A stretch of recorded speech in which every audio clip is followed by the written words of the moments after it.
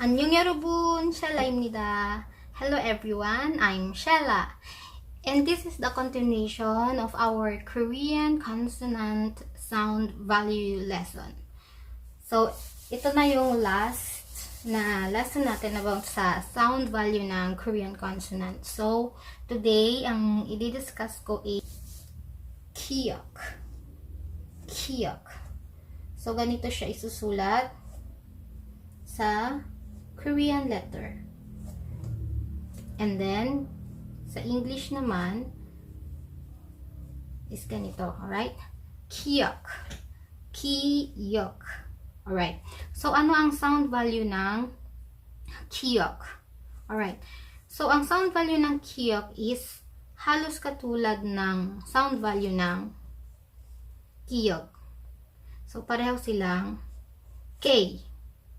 Ang kaibahan lang is the way na ipinopronounce ang letter na ito. Right? So, ang kiok is K, and ang kiok, kapag pinonounce mo siya is K plus H. So, ang pronunciation nito is K. K. Ito naman, K. K. K, K, K, K. Right? So, kung mapapansin nyo, K, K, KH, K, K. So, merong hangin. K, K. Right? So, ang kiok, kapag binikas nyo siya is K. So, parang may hangin palagi. Alright? So, example. Example is, alright. So,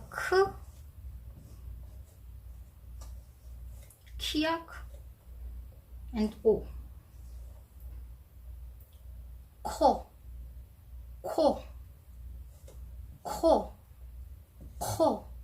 So, hindi mo siya babanggitin as ko. So, magiging iba na yung ibig sabihin niyan. So, ko. Ko means nose. Right? Nose. Itong ko, pag sinabi mong ko, mapapansin mo ko. So, merong hangin. Kumbaga, mas soft yung pagbigkas mo. Hindi siya ko. So, yun, ang ibig sabihin nun is nose. Pag binigkas mo siya as ko, hindi na siya nose. So, ito, surname. Surname na siya sa Korean. Ko. Pero kapag ko, nose ang ibig sabihin niyan. Understand? Alright, next.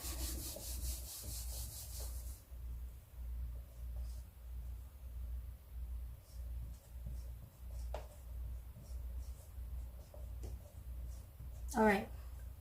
So, kiok. A, which is A. Mion. M, E, E, real, R, A, which is A. So, camera. Alright, so, pansinin nyo, camera. Right, so it means camera. So, kung papagkisin mo siya as camera. So, di ba may pagkakaiba? May pagkakaiba sa pag-pronounce. Camera. Right? Okay, so camera, hindi camera. Next.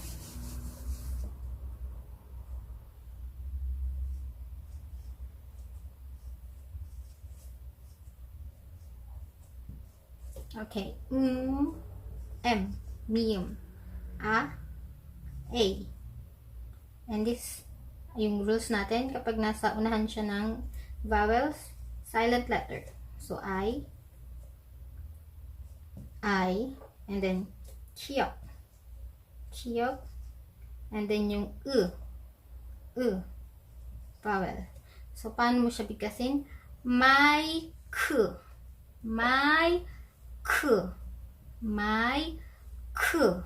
right? So, ang ibig sabihin yan is microphone. Mic. Right? Next.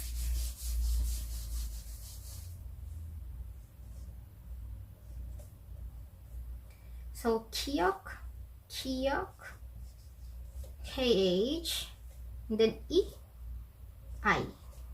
Key, which means height. So, palagi niyong i-emphasize yung H. Key. Kasi kung wala yung H, key. Kung may H, key. Right? So, naririnig nyo naman yung pagkakaiba sa pronunciation. Okay? So, last example.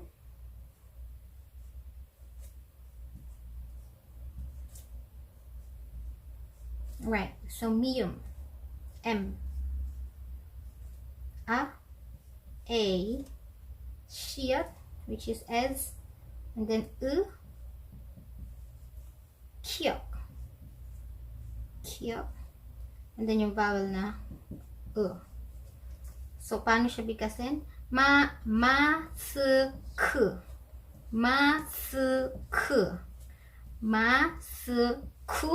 which means mask. So, masku. Alright, so that's kiyok.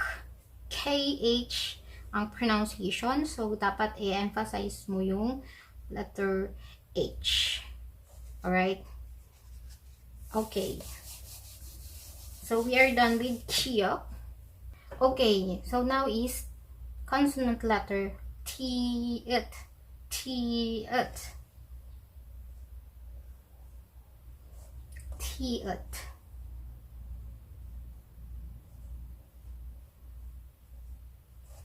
And then, English letter is,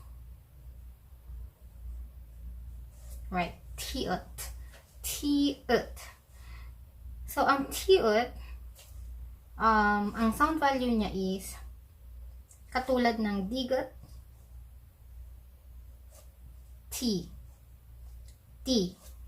Right? Pero, kapag ipinopronounce ang T-it, is ganito. TH ang pronunciation niya. So, i-emphasize mo yung H, kaya nagiging T.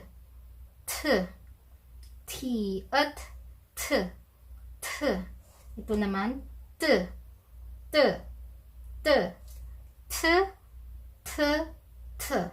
So, kailangan ma-emphasize mo yung H. Right? Kasi kung T lang, ito yan, digot. Hindi siya T-ot. Alright, so, I will give you an example. First example is,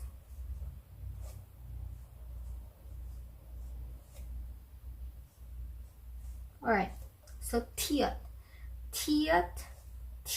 So, kung ipapronounce natin ang T-ot, so, may H. And then, A, J, and then U or U. So, taju, right? Taju. What is taju? Taju means ostrich, right? So, taju. So, hindi siya pwedeng maging taju. So, hindi ka na nila maintindihan yan kung ang bigkas mo yan is taju. Alright? Dahil para sa kanila, ang taju na ostrich is ganito ang pronunciation. Ta, t, t, taju, taju. So, parang gagawin mong OA, yung pagbigkas, taju, not taju. Alright? So, magkaiba yon. Next example.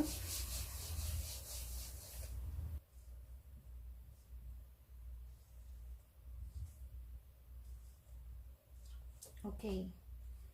Tiyot, tiyot, then a, and yung rules natin sa iyong silent letter, so I, and then dito rin, so silent letter siya, so ganyan, yo. So, pag bibigkasin natin siya, tayo, tayo, tayo, tayo, tayo, tayo, tayo, tayo means tire, tire. So, kung mapapansin nyo, itong tayo is an English word. English word siya, pero ganito siya i-bigkas or i-pronounce sa Korean. English word siya, tayo. So, parang ang pronunciation niya is British English. Wala yung R. Tayo. Tayo. Tayo. Alright? Hindi siya tina. Tayo. Tayo. Kundi tayo. Tayo. Alright? So, English word to. Next is last. This is also an English word. So, English word siya, pero yun din ang gamit nila sa Korean. B, kapag nasa unahan, B, and then O, the vowel, T, and again, vowel O. Alright, so paano siya bigkasin? Boto. Boto. So, English word to. English word. Boto.